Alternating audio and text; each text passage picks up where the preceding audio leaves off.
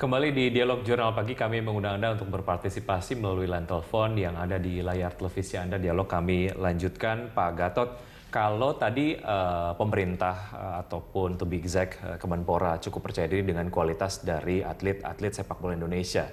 Kita secara quality itu ada di mana sebetulnya, Pak Gatot? Masih ingat Mas, kemarin di pertengahan tahun 2016 kita menjadi juara dunia untuk U15 di Gotia ya di Eropa. Poinnya adalah waktu itu ya menjadi semacam recognition. Kalau untuk kelompok U itu kalau saya bilang itu kelompok umur di bawah. Itu Indonesia tuh untuk olahraga apapun, tidak hanya untuk sepak bola. Itu diakui oleh internasional. Kami punya pengalaman, ini kami lari dari sepak bola dulu sebentar ya. Itu di Indonesia, di ASEAN itu namanya Asian School Game. Indonesia tuh paling rendah itu runner up. Juara umum pernah tahun 2015 di Brunei, turun kemarin di Chiang Mai. Harapannya tahun ini naik lagi di Malaysia. Poinnya adalah sama dengan sepak bola. Sepak bola itu kita cukup diakui internasional, tapi ada something wrong. Something wrongnya apa? Ini juga tidak hanya terjadi di sepak bola, tapi juga cabang olahraga yang lain. Kadang-kadang entah pihak pelatih atau orang tua memaksakan pada saat usia dini itu anak harus jadi juara. Akibatnya apa? Ada cedera. Kemudian yang kedua ada ketidakseimbangan lifestyle. Artinya anak itu anyway tetap anak. Dia itu juga butuh happiness, butuh bermain, butuh enjoy dan sebagainya. Enggak, kadang-kadang di kita itu enggak semua. Yang penting harus juara, Akibatnya ada kejenuhan. Atau pada saat dia naik levelnya ke pemain junior, elit, itu sudah kerangka anatomi tubuhnya itu sudah banyak yang rusak-rusak gitu. Poinnya adalah sekarang ada perhatian dari PSSI, moga-moga melalui sport science, melalui pembinaan yang bagus, integratif, tidak mencar satu-satu dengan yang lain, itu akan lebih terbentuk. Sesungguhnya pembinaan usia dini itu seperti apa. Kita pernah jadi juara AFF untuk U19 dan sebagainya.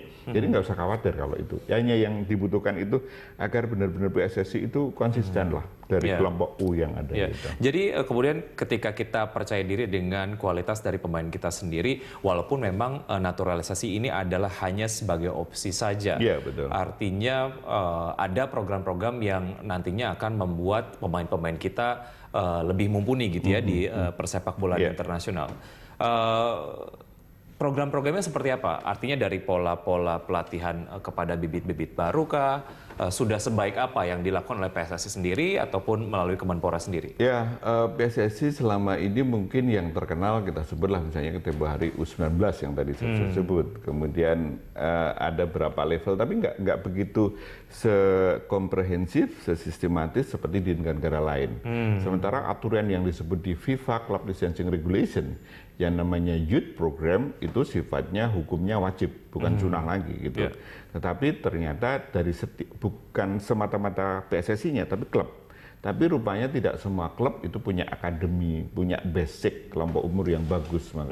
Makanya kalau boleh untuk kompetisi yang akan datang ini itu sifatnya diwajibkan. Taruhlah tidak bisa tahun ini, itu the next. Karena mungkin yang Mas dengar seperti kelompok umur yang sekarang yang tadi saya sebut kali, mungkin itu on behalf dari PSSI, tapi klubnya kan belum bersuara gitu. Makanya ini yang perlu diperbaiki. Tapi dari aura kongres kemarin itu sudah kita cukup ada tanda-tanda lah. Kami belum mengatakan cukup optimis, tapi cukup ada tanda-tanda. Harapannya tinggal publik akan melakukan monitoring dan pemerintah selaku penanggung jawab bidang olahraga melakukan pengawasan. Apakah mereka yang dijanjikan pada saat kongres itu konsisten pelaksanaannya apa enggak gitu.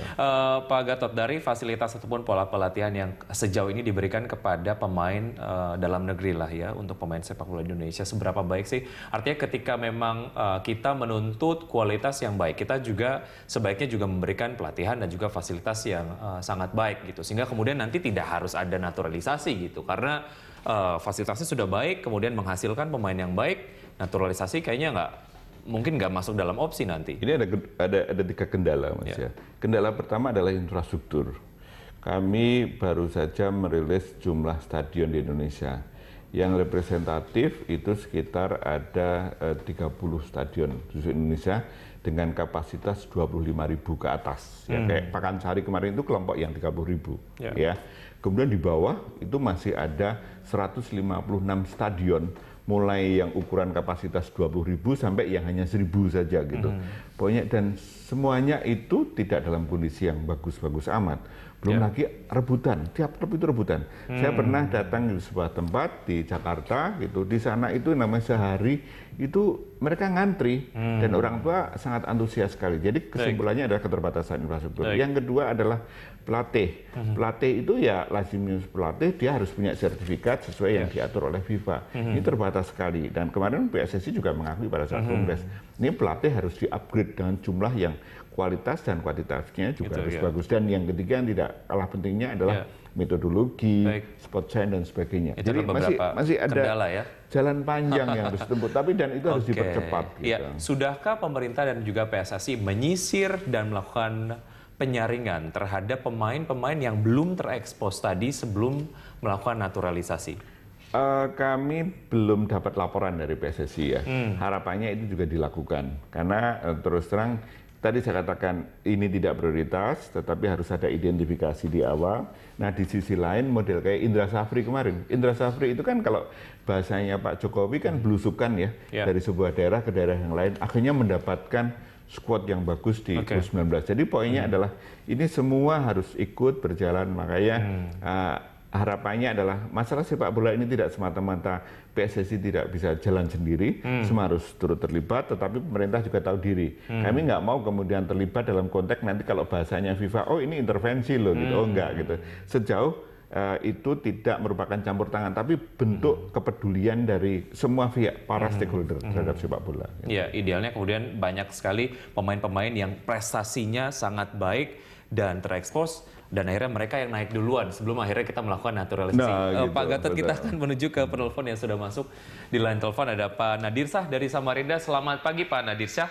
Selamat pagi dari satu. Pak Nadirsah, Nadirsah, setuju dengan naturalisasi Pak Nadirsah? Ya saya setuju Pak, soalnya kalau saya lebih senang pemain-pemain Indonesia itu yang tingginya di atas 180, badannya kekar Pak, daripada yang pendek kurus, itu jadi pemain serap saja Pak. Ya. Jadi naturalisasi itu kan mereka orang keturunan yang campuran Pak ya, pasti badannya tinggi-tinggi, badannya kekar-kekar. Itu adalah kalau menghadapi dunia Pak. Kalau kita orangnya kecil kurus menghadapi pemain dunia, ya didorong aja sudah jatuh Pak itu.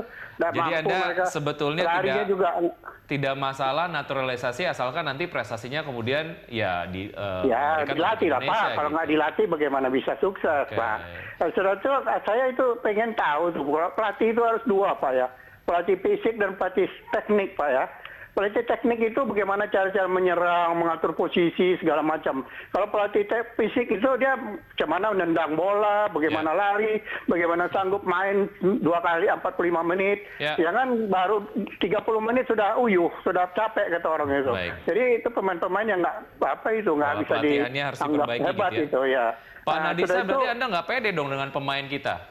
Bukan nggak pede Pak, ini dicampur Pak. Jadi artinya kalau 11 pemain itu ya 5 naturalisasi, 6 ya, asli kita. Tapi jangan yang kurus pendek Pak, itu nggak bisa dipakai. Serap aja Pak. Kalau ada pemain-pemain yang... Pak Nadirsah. Terima kasih Pak Nadirsah. Atas pendapatnya yang sudah disampaikan. Pemirsa, kami akan jeda sejenak. Jurnal Pagi akan segera kembali.